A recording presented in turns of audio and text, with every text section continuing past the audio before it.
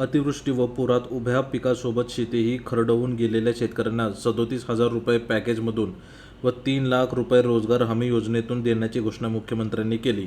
ही मदत खरंच करणार असाल तर दिवाळीपूर्वी 1 लाख रुपये शेतकऱ्यांच्या खात्यात टाकून दाखवा, असे आवाहन उद्धव सेनेचे प्रमुख उद्धव ठाकरे यांनी शनिवारी येथे केले. उद्धव सेनेच्या वतीने शनिवारी क्रांती चौक ते गुलमंडी असा हंबरडा मोर्चा काढण्यात आला.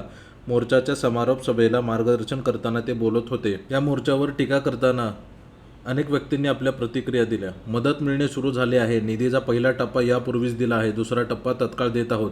दिवाळीपूर्वी जास्तीत जास्त मदत देण्याचा प्रयत्न आहे. उद्धव ठाकरे यांनी शेतकऱ्यांना मदत मिळेल हे मान्य केले. ही चांगली बाब आहे. मदत न मिळाल्यास रस्त्यावर उतरू असे ते म्हणत असले तरी आम्ही त्यांना रस्त्यावर उतरू देणार नाही, देवेंद्र फडणवीस असे म्हणाले.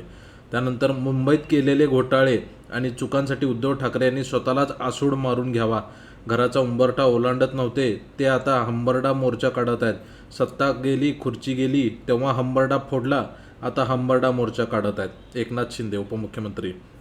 आणि अजून एक, सरकारच्या विरोधात हंबरडा मोर्चा काढणाऱ्यांनी आपण सत्तेत असताना काय काम केले याचे आत्मपरीक्षण करावे. जाहीर केलेल्या 350 कोटीच्या पॅकेजचे पैसे दिवाळीपर्यंत देण्याचा आमचा प्रयत्न आहे. अजित पवार.